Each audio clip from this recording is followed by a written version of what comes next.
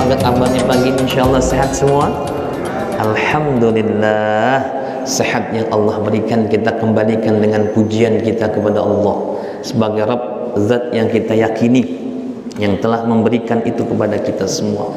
Karena hakikatnya la haula wala quwata illa billah, tidak ada upaya dan daya kita kecuali semuanya dengan izin Allah Subhanahu. Kita bisa bangun pagi, kita bisa jalan kemari, kita bisa tegakkan tadi salat subuh berjamaah sampai saat ini. La haula wala quwata illa billah. Hadirin ya rahmati Allah Subhanahu wa taala. Karena waktu tinggal dikit lagi saya percepat. Insyaallah pagi ini kita akan bahas tentang tema istiqomah. Bagaimana pentingnya istiqomah dan cara mendapatkannya, juga keutamaannya. Istiqomah terangkat dari kata qoma yakumu secara bahasa, artinya tegak lurus. Asal katanya istaqoma yastaqimu istiqomatan. Ya, ini dalam pengertian definisinya Bapak Ibu, menurut Kamus Bahasa Indonesia ada beberapa hal. Yang pertama, makna istiqomah adalah berdiri tegak di atas ajaran agama. Jadi seorang hamba yang punya pendirian kuat untuk selalu berpegang teguh dengan ajaran agama yang dianutnya, dalam khususnya kita ad-dinul Islam. Yang kedua, berupaya menjaga kesucian hati agar tidak terkotori dengan hal-hal atau sifat-sifat yang tidak baik. Dan yang ketiga, konsisten memegang teguh sampai akhir hayat kita terhadap ajaran agama itu, yakni Al-Quran dan Sunnah Nabi Muhammad sallallahu alaihi wasallam, juga ijma'ul ulama. Kenapa istiqamah ini penting Bapak Ibu yang dirahmati Allah? Karena kita sadari bahwa Allah menciptakan iman kita itu fluktuatif Bapak Ibu. Iman kita itu yazidu wa yanqus. Iman kita terkadang naik, terkadang turun. Kira-kira begitu apa begitu? Kapan iman kita lagi naik? Fi ta'atillah. Ketika kita lagi taat sama Allah, kita ibadah kepada Allah, maka disitulah iman kita yazidu, bertambah. Insya Allah kayak begini nih, lagi ada di masjid, lagi ibadah, duduk di ta'lim, ini iman kita insya Allah lagi bagus. Tapi yang kedua, boleh jadi dan pastinya iman kita pun akan turun lagi. Kapan itu? Fi maksiatillah, ketika kita bermaksiat kepada Allah. Dan Allah sebutkan memang dalam firman-Nya yang mulia surah Asy-Syams. Bapak Ibu insyaallah hafal. Wa nafsi wa ma sawwaha, demi jiwa dan penyempurnaannya. Fa alhamaha fujuraha wa taqwaha, dan aku, kata Allah, kami telah mengilhamkan kepada hamba manusia itu jalan-jalan ke arah fujur, keburukan, dan wa taqwaha, juga ketakwaan. Qad aflaha man zakkaha, sungguh beruntunglah orang yang selalu mensucikan dirinya. Wa qad khaba man dassaha, dan rugilah orang yang selalu mengotorinya dengan kemaksiatan. Maka Bapak Ibu yang dirahmati Allah, dari ayat ini dapat difahami bahwa memang iman kita Allah sudah jadikan fluktuatif. Dia akan naik juga akan turun. Oleh karenanya, karena iman kita itu naik dan turun, penting bagi kita untuk bisa menjaga kestabilannya, yakni dengan istilah istiqamah. Berusaha menjaga diri dengan berpendirian kuat, kokoh dalam niat untuk menjaga ibadah-ibadah kita, untuk selalu berada pada jalan-jalan kebenaran dari agama kita, dan berupaya menjauhinya dari segala keburukan-keburukan. Itu istiqamah namanya. Makanya dalam definisi yang tadi, istiqamah itu menjaganya mulai dari kita terkena beban perintah agama sampai kapan? Sampai kita kembali kepada Allah Subhanahu wa taala. Makanya perjalanannya ini panjang. Dalam arti panjang, nanti Allah berikan waktu bagi kita beda-beda. Ya, bicara umur tadi kata Ustaz kita, kematian itu memang sudah tentuan Allah. Nggak bisa seorang itu dipatok umurnya siapa sih segini, semua rahasia Allah. Umur itu adalah rahasia Allah Subhanahu wa ta'ala. Kita tidak tahu berapa umur kita dititipkan oleh Allah di muka bumi ini. Tetapi yang paling penting bukan umur yang harus kita berapa kita wafat, umur berapa kita wafat, tetapi bagaimana ketika kita wafat itu.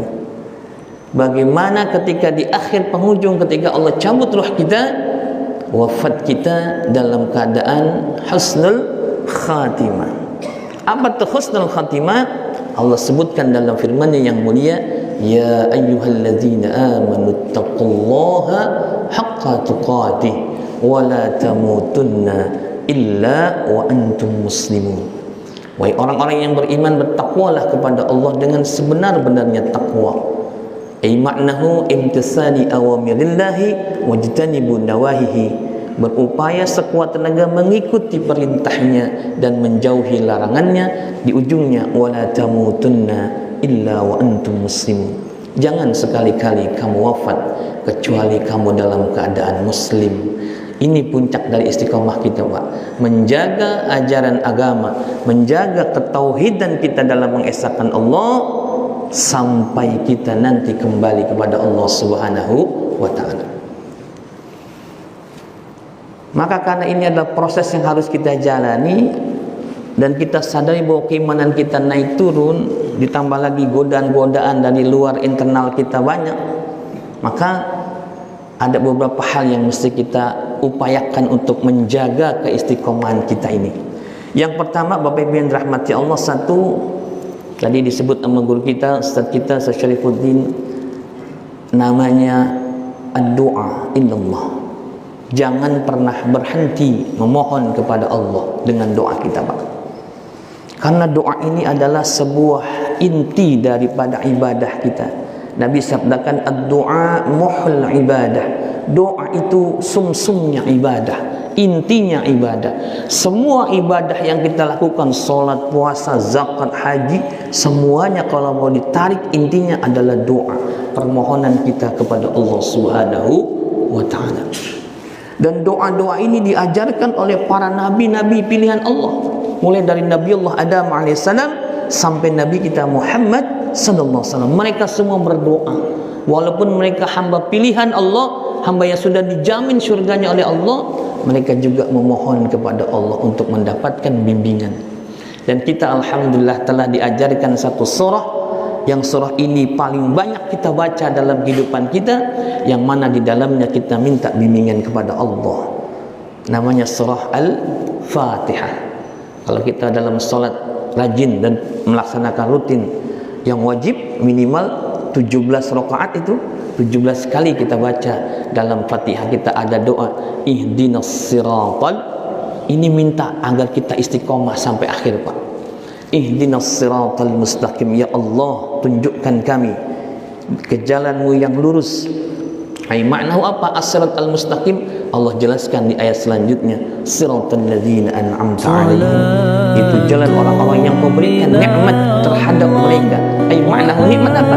Nikmatul iman wal islam, at-tariq as-salih, nikmat iman wal islam, jalan orang-orang saleh, jalan para nabi yang ditempuh oleh hamba Allah. Makanya kita bersyukur kita dapat jalan ini, yaitu hidayatul iman, ad-dinul islam. Makanya Allah sebut yang kedua selanjutnya, bukan jalan orang-orang yang dimurka oleh Allah, ghairil maghdubi waladdallin, bukan jalan juga orang-orang yang tersesat jalannya. Nah, itu yang pertama Bapak Ibu, dengan doa. Karena doa ini adalah permohonan dan kesadaran kita sebagai hamba yang lemah untuk minta bimbingan Allah. Maka doa maknanya at-tulab minal adna ilal a'la, permohonan dari bawah ke atas namanya doa.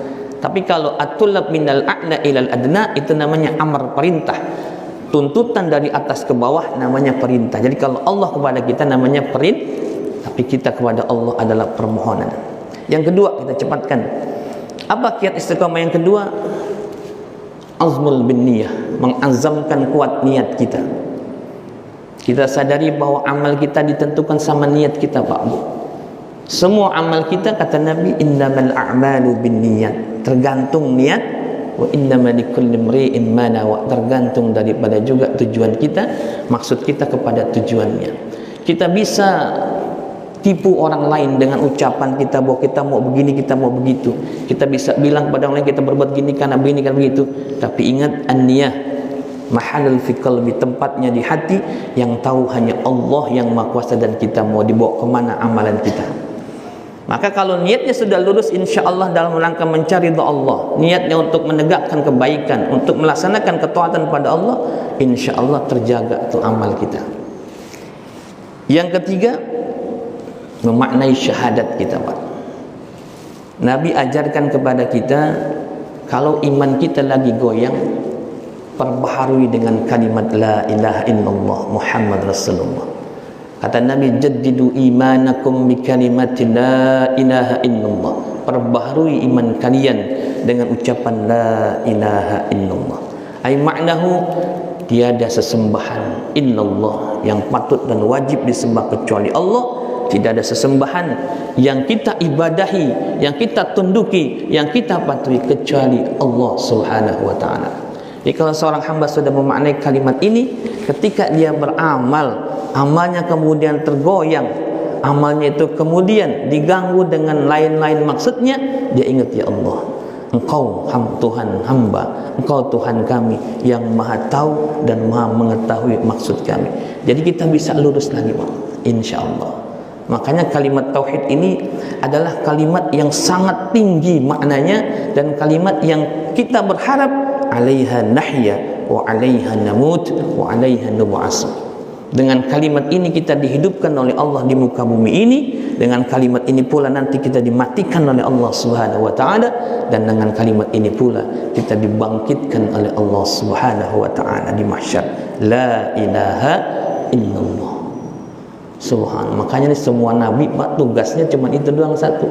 Nabi diutus sama Allah pada intinya itu li'li kalimatillah, untuk menegakkan kalimat Allah, mengajak semua hamba untuk menyembah hanya kepada Allah. Maka alhamdulillah kita telah mendapatkan ini, kita jagain. Yang ke berapa tadi itu? Ketiga. Yang pertama tadi apaan? Baru ada 2 menit enggak ada nih. Yang pertama doa kepada Allah. Kedua azmun niyah, berazam nih. Yang ketiga memaknai kalimat syahad, dan yang keempat mulazamatul amal, melatih amal kita, Pak. Amal kita kudu dilatih kalau mau istiqomah. Kalau kita mau istiqomah bangun malam, kudu dilatih bangun malam. Kalau ngelatih itu namanya kudu dipaksa gitu ya, Ustaz sebenarnya. Kalau mungkin dulu di pasukan prajurit itu, mungkin lagi masa-masanya pendidikan training, itu harus dipaksa itu. Yang malas bangun harus dipaksa bangun. Yang malas sedekah wajib dipaksain buat dirinya sedekah. Kenapa? Karena dalam proses latihan, melatih, memulazamahkan amal. Karena kalau nggak dilatih, nggak dilazimkan, amal kita sulit mendapat istiqomah, Pak. Kenapa? Ya tadi kan iman kita tuh lagi naik, lagi turun, lagi naik, lagi turun, lagi naik, naik turun terus. Makanya kalau mau sampai pada tahapan itu harus meriyadhah, melatih batin kita, melatih amal kita untuk selalu pada satu amal aja dulu Pak dilatih. Misalnya saya mau latihan, ya Allah bangun malam, latihan, niatin sama Allah, malam mau bangun, kerjain 2 rakaat aja, nggak usah banyak-banyak. Tahajudnya tutup witirnya, kalau bisa 3 witir, kalau nggak kuat 1 dulu nggak apa-apa witirnya. Sementara ini 1 dulu latihan, 2 qiyamul lailnya, 1 witirnya, jadi 3. Itu aja dulu, semalam, besok, terus begitu, besok terus. Kira-kira sudah enak bangunnya, sudah nggak pakai banyaknya, itu namanya udah mulai istiqamah. Begitu seterusnya. Makanya mulazamatul amal harus dilatih. Mau latihan lagi baca Quran, begitu juga. Maka tiap hari kita harus latih baca Quran, kita harus dilaksanakan. Jangan sampai kelewat sehari. Ntar kalau sehari lewat, kemungkinan 2 hari lewat lagi, Pak. Ntar kelewat lagi gitu. Makanya biasain, harus mulazamah. Walaupun cuma 1 ayat, syukur-syukur 1 ain dalam 1 hari, alhamdulillah. Syukur-syukur 1 juz. Kira-kira ini 1 juz ada Bapak cari ya? Saya lihat wajah-wajahnya kalau baca Quran sehari 1 juz, Ustaz, insyaallah. Ada yang 2 juz kalau Ustaz Master, saya nggak ragu dah insyaallah ya. Pak Haji Syarifuddin insyaallah sehari bisa berapa jus. Kalau saya sih jusnya banyak, jus mangga, jus tomat, jus yang di depan tuh ya. Mulazamain Pak, baca terus. Zikir pagi, zikir masyarakat pagi ini tadi baca. Ya, ba'da subuh, habis sholat ba'da zikir, biasain terus, karena itu nanti akan apa? Menarahkan kita kepada istiqomah. Dan yang terakhir, ini juga kata kuncinya, kalau sudah kita belajar menjalankan mulazamah amalah kita, apa tuh? Suhbatul lissalihin, ijlis wa julusun fi majalis, duduk bareng sama orang-orang yang baik, yang saleh, ketemu teman-teman yang baik. Kenapa? Karena mereka itu punya potensi sangat menentukan keimanan kita. Kata Nabi, ar-rajulu ma'adini khalili, seorang itu tergantung bagaimana kedekatannya kepada agama temannya. Dalam arti, kalau dia berteman pada orang-orang yang akhlaknya baik, imannya baik, bagus perbuatan dan amaliyahnya, itu akan cenderung membawa efek baik kepada kita, Pak. Tapi kalau kita kemudian sering bergaul maaf sama orang-orang yang kemudian mengganggu iman kita, bahkan kita cenderung ngikutin mereka, akan tergoyang juga iman kita. Makanya alhamdulillah nih di majlis ini insyaallah ya, orang-orang saleh semuanya, orang-orang yang ibadahnya bagus, hamba-hamba Allah, bapak-bapak yang insyaallah saya lihat pada suyuh ini luar biasa semangatnya. Saya lihat jarang ada anak mudanya ini, makanya kalah sama bapak-bapaknya ini. Anak mudanya 1-3 orang lah paling. Luar biasa. Makanya subhanallah, at-taqwa ini tadi Ustaz bilang insyaallah yang sudah baik-baiknya dijaga, yang sudah baik-baiknya dijaga dengan apa? Menciptakan suasana kondusif, lingkungan yang baik, majalisus salihin, majlis-majlis yang baik. Tadi kaitannya beliau diingatkan kita, yang udah sifatnya nggak bagus jangan kita kembali ke tadi, kalau perintah Allah, wa'tasimu bihablillahi jami'a wa la tafarraqu, bersatu, mu'tasim, bersatu padu, berpegang teguh demi kerukunan sesama muslim, itu wajib hukumnya. Tafarruq, berpecah belah, haram hukumnya. Maka seorang hamba Allah yang muslim, kita semua diikat dengan akidah iman kita, jangan mudah digoyang dengan hal-hal yang sifatnya duniawi. Tadi beliau ingatkan kalau pilihan politik mah udah selesai, udah ya Ustaz ya, kemarin udah. Mungkin beda, silahkan aja beda, nggak apa-apa, namanya juga kita beda. Kalau bapak sama ibu sama saya disamain repot Pak, ibu ya, kan sama, kita beda ini, wajah kita beda, mata hidung kita beda, emang udah fitrahnya Allah ciptakan. Hati kita juga begitu, pemikiran kita begitu. Bedanya ini tinggal kita cari kesamaannya. Kuncinya tadi beliau ingatkan, yuk sama-sama, kalau kita ini muslim, kita diikat dengan wa'tasimu bihablillahi jami'ah, berpegang teguhlah dari jalan Allah sebagai sama muslim untuk taat kepada ini. Jangan berpecah belah, nggak boleh kita lakukan itu ya, karena hukumnya haram.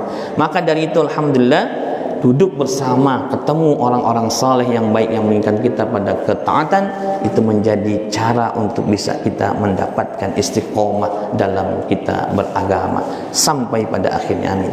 Terakhir, orang yang sudah istiqomah, dia akan mendapatkan kemuliaan dari Allah Subhanahu wa taala. Nanti Bapak Ibu boleh buka surah Fussilat ayat 30 sampai 32. Allah sebutkan yang tadi saya bacakan di awal pertama, orang yang istiqomah dalam hidupnya didoakan malaikat Allah Subhanahu wa taala, alla takhafu wa la tahzanu, wahai hamba Allah, jangan kalian takhaf, takut, wa la tahzan, jangan kalian sedih dalam kehidupan dunia, kami kata Allah yang akan menolong kalian.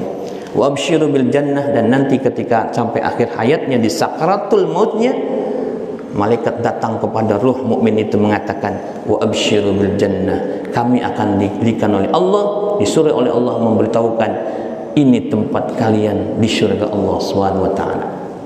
Pak, salah satu azab kubur Pak Bu, dan nikmat kubur itu salah satunya di pagi dan sorenya mayit yang ada di kubur itu akan diperlihatkan. Kalau dia ahlu surga, maka pagi dan sorenya dia dilihatin, ini tempatmu di surga.